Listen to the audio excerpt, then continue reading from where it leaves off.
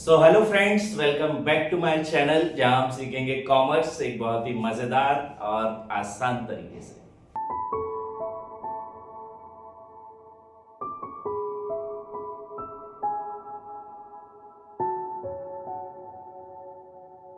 हम कंप्लीट कर रहे हैं हमारा 11th क्लास का पूरा सिलेबस एक सिंगल सीरीज के अंदर।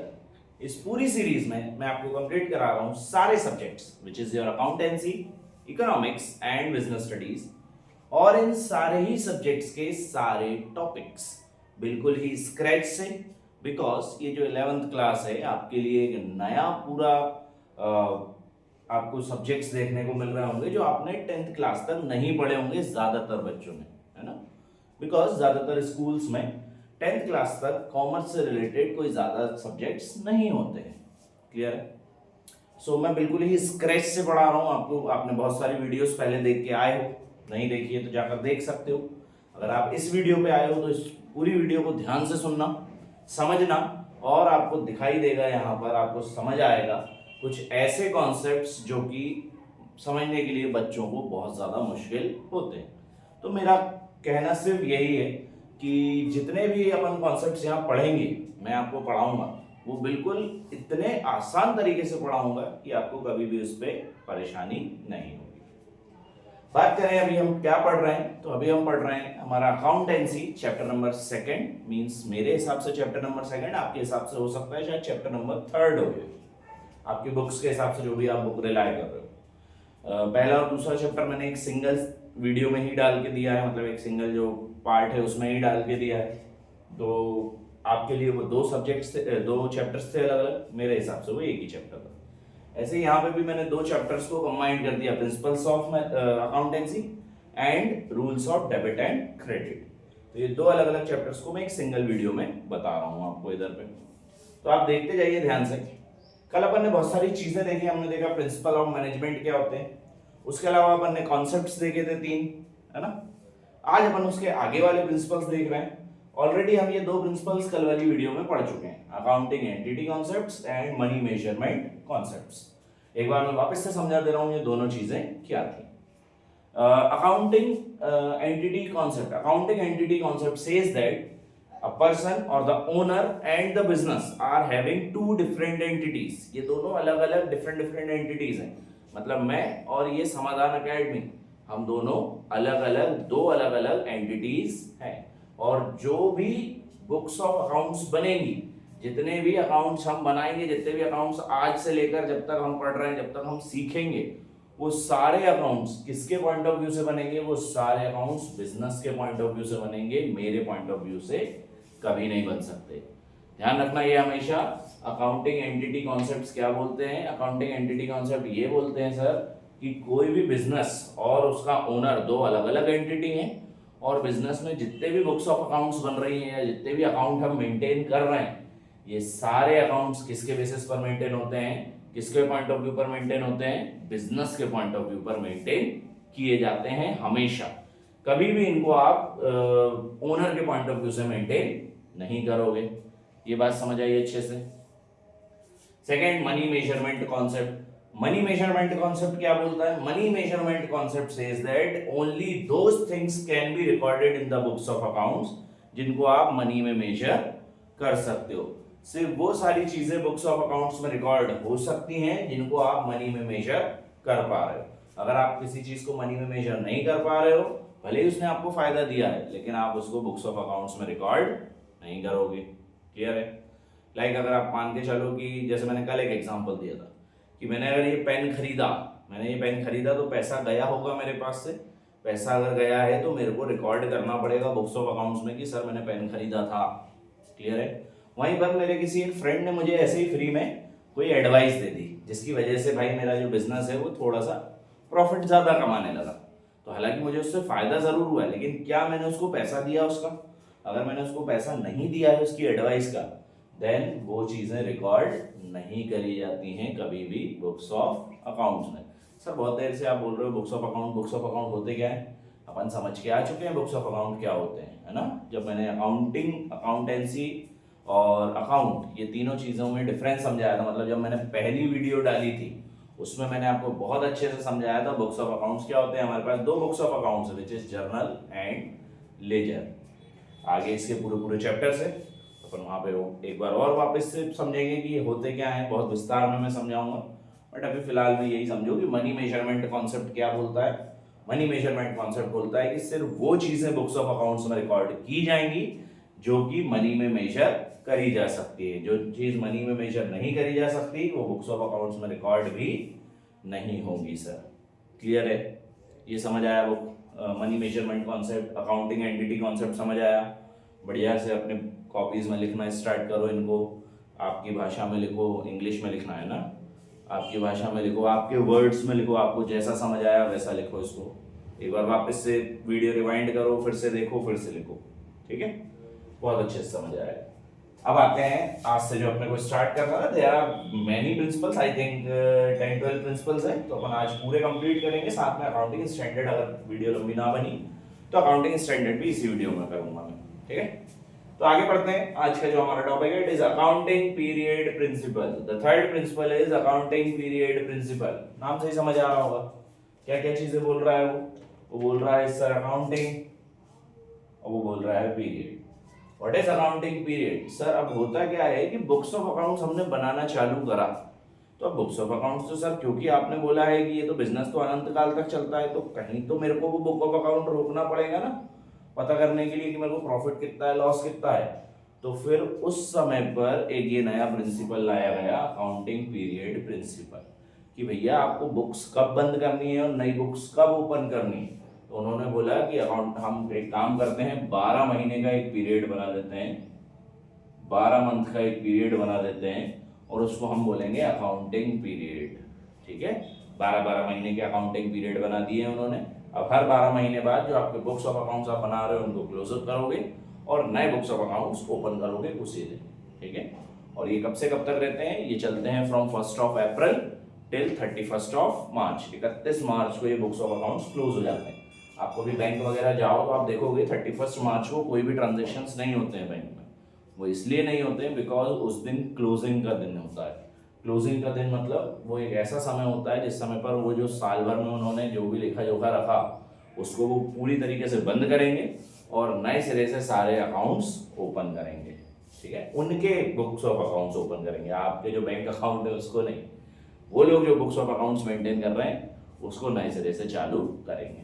तो अकाउंटिंग पीरियड प्रिंसिपल बोलता है कि क्योंकि अकाउंटिंग बहुत ज्यादा लंबी होती है तो हमने उस चीज को एक छोटे छोटे पार्ट्स में बांट दिया है, और वो छोटे छोटे पार्ट्स कितने देर के बने हैं? वो छोटे छोटे पार्ट्स 12-12 महीने के बने हैं, जिनको हम अकाउंटिंग पीरियड बोलते हैं। और सबको ये फॉलो करना जरूरी है। कोई भी अपने मन से कभी भी बुक्स ऑफ अकाउंट्स बंद नहीं कर सकता। मेरी इच्छा हुई कि भैया 20 फरवरी को बंद कर दो, पॉसिबल नहीं है। मेरी इच्छा हुई कि 1 दिसंबर को 31 दिसंबर को बंद करूंगा मैं मेरी बुक्स ऑफ अकाउंट्स, ऐसा पॉसिबल कभी नहीं है। हमेशा बुक्स ऑफ अकाउंट्स जो है वो कब बंद होती है? सर बुक्स ऑफ अकाउंट्स हमेशा 31 मार्च को ही बंद होंगी सबकी। ये अकाउंटिंग पीरियड प्रिंसिपल बोलता है। ध्यान रखना ये सारे प्रिंसिपल्स यूज होते हैं जब भी आप अकाउंटेंसी बनाओगे, पूरे पूरे प्रिंसिपल्स यूज होंगे, ठीक है? Next is full disclosure principle. Full disclosure principle is related to rules and regulations of accounting, है ना? ये रूल्स एंड रेगुलेशंस से बेस्ड होता है बेसिकली। फुल डिस्क्लोजर का मतलब है कि आप कोई भी चीज जब आप अकाउंट्स बना रहे हो, अकाउंट्स मेंटेन कर रहे हो, या फिर आप किसी प्रकार की कोई भी अकाउंटिंग एक्टिविटी कर रहे हो, तो उस समय पर आप कोई भी चीज अकाउंटिंग से छुपाओगे नहीं। आप सारी चीजें, जो भी ट्रांजेक्शन साल भर में या जो भी ट्रांजेक्शन आपने करे हैं एक पर्टिकुलर समय में, वो सारे ट्रांजेक्शन आप आपकी बुक्स ऑफ अकाउंट्स में रिकॉर्ड करोगे। कभी भी कोई भी चीज आप छुपाओगे नहीं, सारी चीजें फुल्ली डिस्क्लोज करोगे। That is known as full disclosure principle. Full disclosure principle क्या है? फुल डिस्क्लोजर प्रिंसिपल बोलता है कि एक समय में जितने भी ट्रांजेक्शन आपने करे हैं वो सारे ट्रांजेक्शन रिकॉर्ड होने चाहिए। कभी भी कोई भी ट्रांजेक्शन का कोई भी पार्ट या कोई भी पूरा पूरा ट्रांजेक्शन कभी भी आप उसको छुपा नहीं सकते या आप छुपाओगे नहीं। आप हमेशा अकाउंटिंग में सारी चीजों का रिकॉर्ड मेंटेन करके रखोगे। इवन एक 10 रुपए की अगर आपने चाय भी पी है तो उस चाय पीने का भी आप रिकॉर्ड मेंटेन करके रखोगे आपके बुक्स ऑफ अकाउंट्स में, बिकॉज वो जो आपने चाय पी है वो भले ही 10 रुपए की है लेकिन वो बुक्स को फ्लक्चुएट कर सकती है। तो 1 रुपए का भी अगर खर्चा हुआ है then you have to disclose it in your books of accounts. आपको आपके अकाउंट में ये चीजें डिस्क्लोज करनी पड़ेंगी, भले ही 1 रुपए का खर्चा है, आप उसको छुपा नहीं सकते। ठीक है, अगर आपने उसको छुपा लिया then it is a illegal activity in related to accounting. सच में ये एक इलीगल एक्टिविटी है, आप ऐसा नहीं कर सकते। सपोज मैंने 1 करोड़ की कोई बिल्डिंग खरीद ली, रिकॉर्ड ही नहीं करा, नहीं रिकॉर्ड करा, आपको रिकॉर्ड करना चाहिए। अगर आप रिकॉर्ड नहीं कर रहे तो ऑफकोर्स सी बात है भाई, आपने असेट रिकॉर्ड नहीं करे तो आपके लिए दिक्कत है, वो आपको लॉस बताएगी कंपनी, प्रॉफिट कभी नहीं बताएगी। ठीक है, so you have to record it, भले छोटे से छोटा ट्रांजेक्शन हो, बड़े से बड़ा, लीगल हो इलीगल व्हाटएवर, जैसे भी ट्रांजेक्शन हो। लेकिन अगर आप बुक्स ऑफ अकाउंट बना रहे हो, मतलब आप अगर कोई बुक लिख रहे हो या फिर आप स्टेटमेंट्स बना रहे हो, then you have to record each and everything. The fifth is materiality principle. Materiality principle, अब इसको थोड़ा सा ध्यान से समझना, ये थोड़ा सा कठिन है समझने के लिए। materiality principle, ये सब तो आसान थे। फुल डिस्क्लोजर प्रिंसिपल का मतलब है कि सर सारी चीजें डिस्क्लोज करना है हमें बुक्स ऑफ अकाउंट्स में, है ना। अकाउंटिंग पीरियड प्रिंसिपल का मतलब है कि हमारे जो अकाउंटिंग पीरियड है वो 12 महीने के रहेंगे, 1 अप्रैल से चालू होकर 31 मार्च को खत्म हो जाएंगे। मनी मेजरमेंट का मतलब है कि सर जो भी आप चीजें ट्रांजैक्शन कर रहे हो वो अगर मनी में मेजर हो रही है तो आप रिकॉर्ड करोगे, मनी में मेजर नहीं हो रही तो रिकॉर्ड नहीं करोगे। अकाउंटिंग एंटिटी कॉन्सेप्ट, ओनर और बिजनेस दो अलग अलग एंटिटी हैं, और जितने भी अकाउंट्स बनेंगे वो किसके पॉइंट ऑफ व्यू से बनेंगे, बिजनेस के पॉइंट ऑफ व्यू से बनेंगे, ओनर के पॉइंट ऑफ व्यू से कभी नहीं बनते। ये बोलता है अकाउंटिंग एंटिटी कॉन्सेप्ट। ये तो सर आसान थे चारों कॉन्सेप्ट। आगे आने वाले प्रूडेंस प्रिंसिपल और ये सब भी आसान है, बट ये मटेरियलिटी प्रिंसिपल थोड़ा सा कठिन है, थोड़ा सा समझने में थोड़ा सा कठिन है, तो इसको मैं जितना आसान हो सकता है उतने आसानी से समझाऊंगा। मटेरियलिटी प्रिंसिपल है क्या? इसका कहना यह है कि कोई भी आइटम या कोई भी ऑब्जेक्ट तब ही मटेरियल कंसीडर करा जाएगा जब वो किसी को इन्फ्लुएंस कर रहा हो, या कोई भी आपकी जो डिसीजन है उसको इन्फ्लुएंस कर रहा हो, तो ही वो मटेरियल में कंसीडर किया जाएगा, अन्यथा वो मटेरियल में कंसीडर नहीं किया जाएगा। ठीक है, क्या बोला अभी तो ये समझो। मैंने क्या बोला कि कोई भी आइटम या कोई भी ऑब्जेक्ट तब ही मटेरियल कंसीडर करेंगे हम। ठीक है, कोई भी आइटम या कोई भी कॉन्सेप्ट या कोई भी ऑब्जेक्ट हम तभी मटेरियल कंसीडर करेंगे जब उसका कोई इन्फ्लुएंस हमारे मतलब जब वो कुछ इन्फ्लुएंस डालेगा हमारे ऊपर। अगर वो इन्फ्लुएंस नहीं डाल रहा है तो हम उसको मटेरियल कंसीडर नहीं करेंगे। उसको ऐसे समझो कि सपोज मान के चलो आपकी कोई कंपनी है XYZ लिमिटेड, ठीक है, उस कंपनी का रेवेन्यू है 10 लाख रुपए। अब इस कंपनी का रेवेन्यू 10 लाख था, कंपनी ने एक्सपेंस करे कुछ 1 लाख रुपए के, तो क्या ये इसको इन्फ्लुएंस करेगा? भाई 10 लाख का रेवेन्यू, सपोज मेरे पास 10 लाख रुपए इनकम आनी थी, मेरे 1 लाख के खर्चे हुए, 9 लाख आई, इन्फ्लुएंस करा मुझे? मेरे को थोड़ा तो इसने वो दिया होगा कि हाँ यार सर इन्फ्लुएंस तो करा। सपोज मान के चलो आप में से ज्यादातर लोग मिडिल क्लास या अपर मिडिल क्लास से बिलोंग करते होगे, लोअर क्लास से बिलोंग करते होगे, ठीक है। आपका सपोज मान के चलो आप सबके पास एक मोबाइल फोन है, ठीक है। आपका जो मोबाइल फोन है वो था, अपन मान लेते हैं सपोज 1.5 लाख रुपए का, ठीक, 1 लाख 1.5 लाख का एप्पल है आपके पास, ठीक है। आईफोन है आपके पास, आईफोन 17 प्रो है ना, मुझे नहीं मालूम कितने का आता है, लगभग 150 के समथिंग आता होगा। तो 1.5 लाख का आपके पास आईफोन है। अब वो आईफोन आपसे घूम जाए तो भाई वो आपकी फैमिली को, आपके पापा को या आपको इन्फ्लुएंस करेगा? आपको मार पड़ेगी उस चीज की? बिल्कुल पड़ेगी सर, इन्फ्लुएंस करेगा। तो क्या वो आईफोन आपके लिए मटेरियल कहलाएगा? हाँ सर कहलाएगा। क्यों कहलाएगा? क्योंकि सर ने समझाया था मटेरियलिटी प्रिंसिपल कैसे काम करता है कि कोई भी चीज अगर आपको इन्फ्लुएंस कर रही है, आपके डिसीजंस को इन्फ्लुएंस कर रही है, तो वो मटेरियल कहलाएगी। यही आईफोन मुकेश अंबानी का घूम गया, तो क्या उसको कोई फर्क पड़ने वाला है? नहीं पड़ने वाला सर, हजारों करोड़ों का मालिक है वो, उसके लिए 1.5 लाख रुपए का मोबाइल घूमना कोई बड़ी बात नहीं है ना? तो क्या वो मोबाइल उसके लिए मटेरियल है? मुकेश अंबानी के लिए मटेरियल है? नहीं है सर। क्यों नहीं है? बिकॉज यहाँ पर मटेरियलिटी प्रिंसिपल भी यहाँ भी काम कर रहा है ना।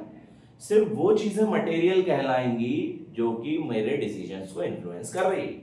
वो चीजें मैं कभी भी मटेरियल नहीं कहलाएंगी जो मेरे डिसीजंस को इन्फ्लुएंस ना करे।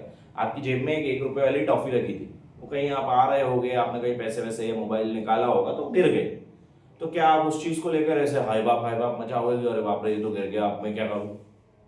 तो वो जो 1 रुपए की चॉकलेट है वो आपके लिए मटेरियल नहीं कंसीडर हो सकता, बिकॉज वहां पे मटेरियलिटी प्रिंसिपल यूज हो रहा है। सिर्फ वही चीजें इन्फ्लुएंस कर सकती हैं आपको, सिर्फ वही चीजें मटेरियल कहला सकते हैं जो कि आपको इन्फ्लुएंस कर रहे हैं। जो चीजें आपको इन्फ्लुएंस नहीं कर रही हैं, they can not be considered as material.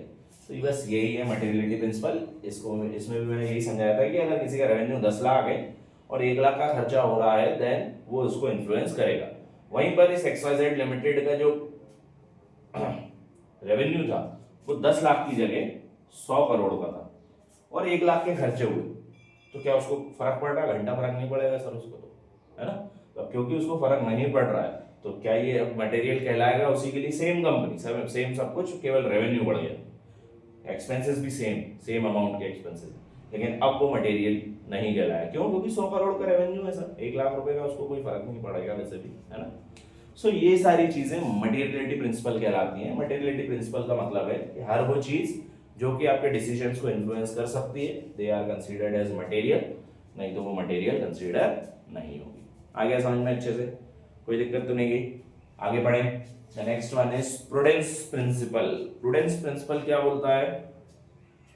Prudence principal, यहाँ पे जो 6वां प्रिंसिपल आपको दिया, प्रूडेंस प्रिंसिपल।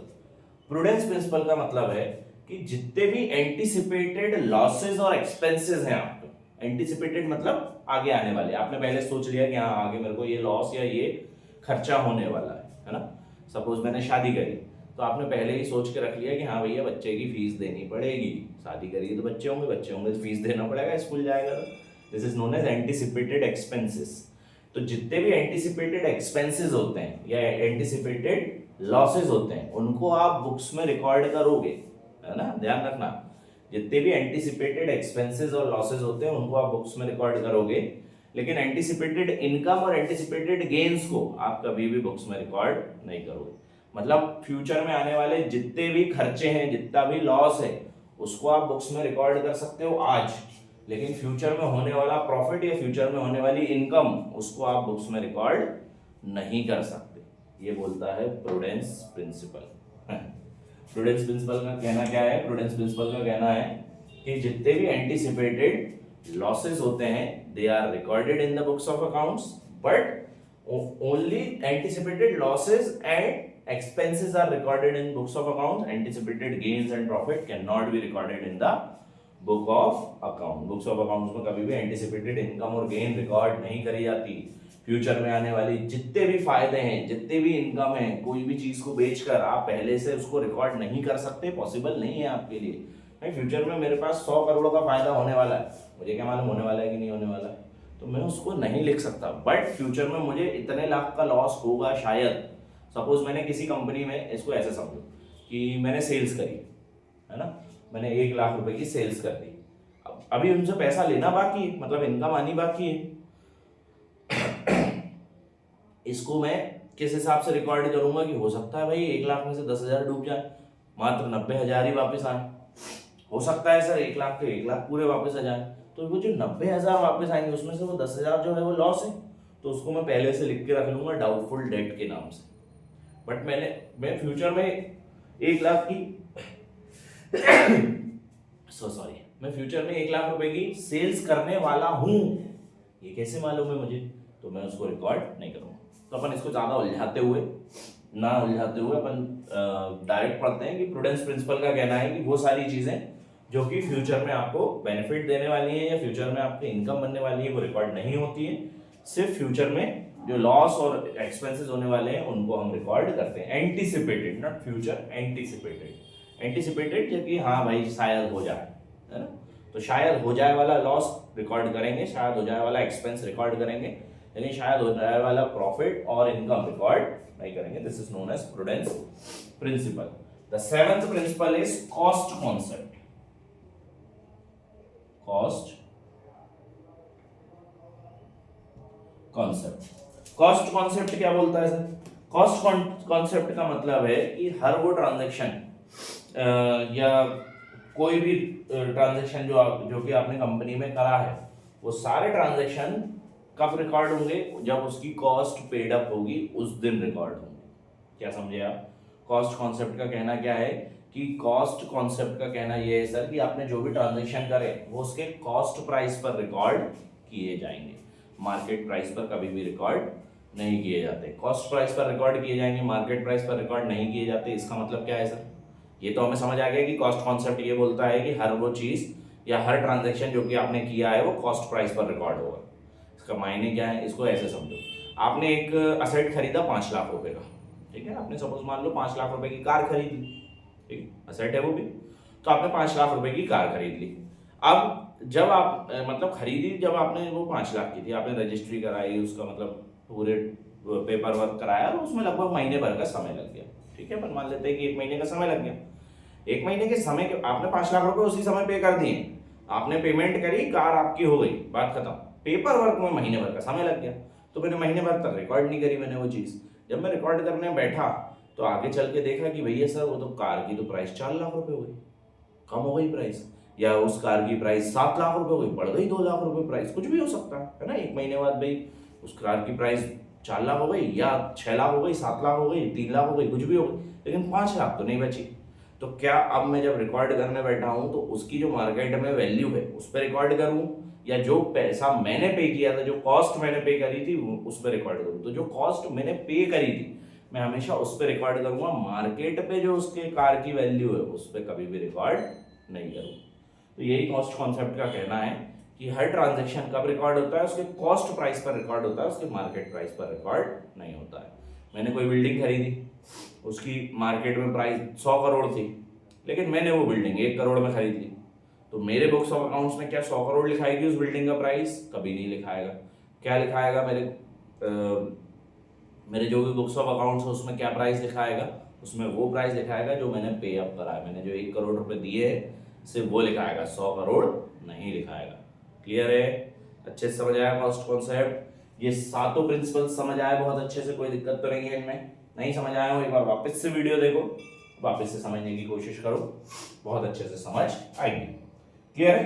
तो ये थे हमारे 7 प्रिंसिपल। नेक्स्ट वाली स्लाइड में देखोगे आप आगे वाले प्रिंसिपल्स। ये रही नेक्स्ट वाली स्लाइड आपके सामने।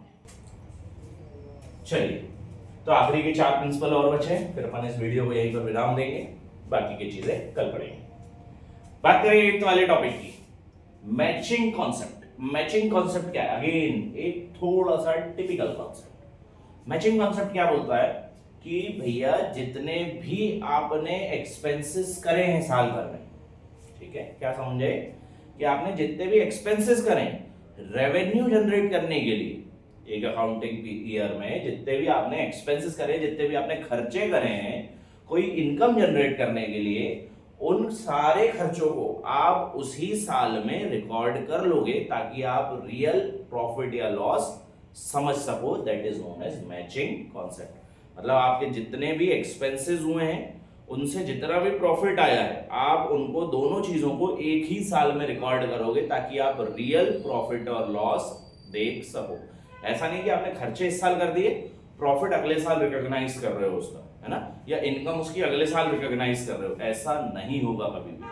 आप जो भी आपने खर्चे करे, all those expenses which are incurred for generating any kind of revenue, जितने भी एक्सपेंसेस इनकर्ड हुए हैं कोई भी रेवेन्यू जनरेट करने के लिए, should be recorded on same year, उसी सेम ईयर में रिकॉर्ड होने चाहिए ताकि आप उसका सही एंटिसिपेशन कर सको प्रॉफिट और लॉस का।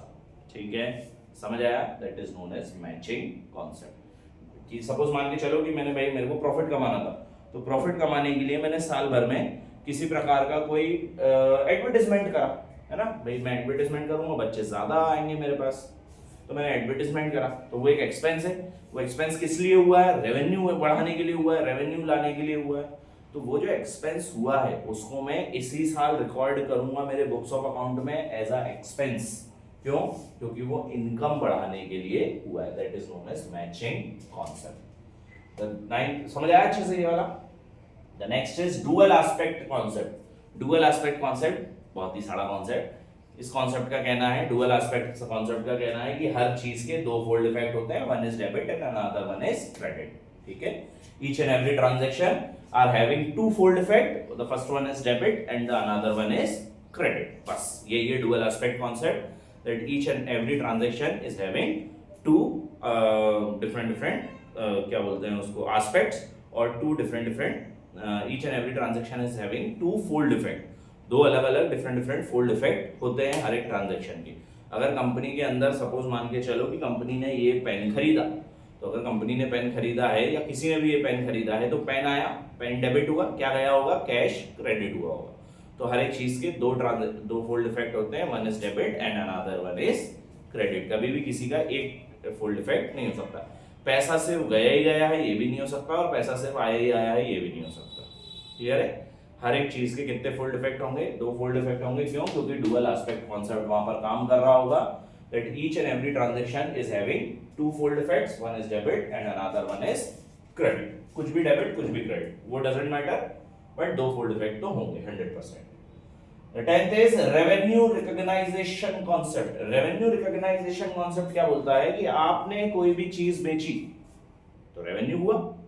सपोज मेरा काम है आटा बेचने का, तो मैंने आटा बेचा तो रेवेन्यू आया होगा ना भैया, पैसा आया होगा ना? नहीं, आप रेवेन्यू कब रिकॉग्नाइज करोगे? जब आपके हाथ में पैसा आ जाएगा। आपने उधारी में बेच दिया होगा आटा, तो भाई आप रिकॉर्ड थोड़ी कर लोगे आपके बुक्स ऑफ अकाउंट। हाँ, आप उधारी पे रिकॉर्ड करोगे वो एक अलग मैटर है, लेकिन क्या रेवेन्यू रिकॉग्नाइज हुआ है? नहीं हुआ। हो सकता है उसने आटा खरीदा वो भाग जाए लेके नहीं दे पैसा, कुछ भी हो सकता है।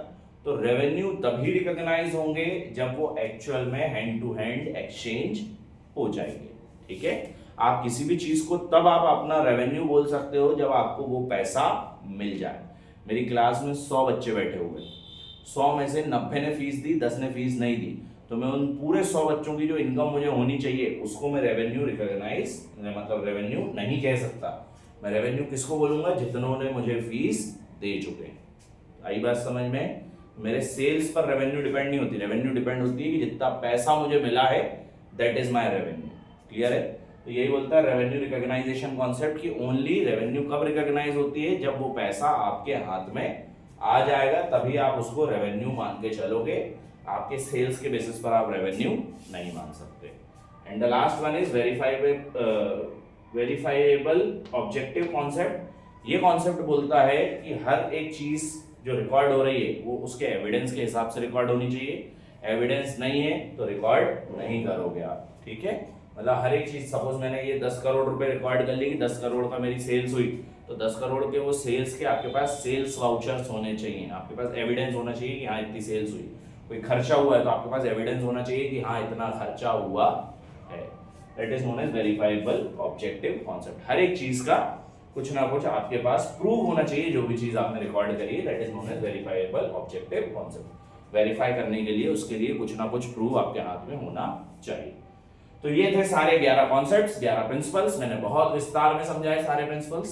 क्लियर है? मेरी ऑफलाइन क्लास का टाइम हो रहा है, इसलिए मैं थोड़ा सा स्पीडली पढ़ाया ये वाला टॉपिक, तो ध्यान से पढ़ना। कोई बहुत ज्यादा खास टॉपिक नहीं है, बहुत आसान टॉपिक्स है ना, चारों ही टॉपिक्स आसान है ना। वेरीफाइबल ऑब्जेक्टिव कॉन्सेप्ट क्या बोलता है? सारी ट्रांजैक्शन जो भी आपने रिकॉर्ड करी है उनको वेरीफाई करने के लिए आपके पास एविडेंस होने चाहिए। एविडेंस है तो ही आप चीजें रिकॉर्ड कर सकते हो, विदाउट एविडेंस आप चीजें रिकॉर्ड नहीं कर सकते। रेवेन्यू रिकॉग्नाइजेशन कॉन्सेप्ट क्या बोलता है कि रेवेन्यू तभी रिकॉग्नाइज होगा जब वो आपके हाथों में आ जाएगा। ठीक है? पैसा आप तभी मानोगे कि मुझे प्रॉफिट हुआ है जब आपके हाथ में वो पैसा होगा। आपने कितनी सेल्स करी उससे कोई लेना देना नहीं है, जितना पैसा आया that is your revenue. Dual aspect concept, हर एक चीज के दो एस्पेक्ट होते हैं, डेबिट एंड क्रेडिट। कोई चीज गई है तो कोई चीज आई होगी 100%। मैचिंग कॉन्सेप्ट क्या था? मैचिंग कॉन्सेप्ट का मतलब क्या था रे, मैं खुद ही भूल गया। हाँ, कि मैचिंग कॉन्सेप्ट का मतलब था कि जितने भी एक्सपेंसेस हुए हैं साल भर में रेवेन्यू जनरेट करने के लिए, वो एक्सपेंसेस आप उसी साल में रिकॉर्ड कर लोगे ताकि आपको सही प्रॉफिट और लॉस बताने में हेल्प हो जाए। क्लियर है? तो दीज आर द 11 प्रिंसिपल्स।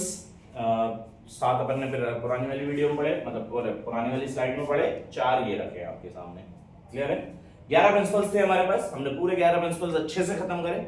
अब इस वाले चैप्टर का सिर्फ एक ही टॉपिक बचा है, अकाउंटिंग स्टैंडर्ड। बहुत बड़ा टॉपिक नहीं है, जरा सा ही टॉपिक है, मुश्किल से 5-10 मिनट का कॉन्सेप्ट है वो अपन नेक्स्ट वाली वीडियो में कंप्लीट करेंगे, और साथ में ही मैं इसमें स्टार्ट करा दूंगा आपको नेक्स्ट वाला topic, which is rules of debit and credit. Till then, thank you so much guys for watching my video. Please share this videos to all your friends ताकि आपके साथ साथ उनको भी benefit हो सके. Till then, all the best for your future, all the best for your exams, and please like, share, subscribe my channel. Thank you so much.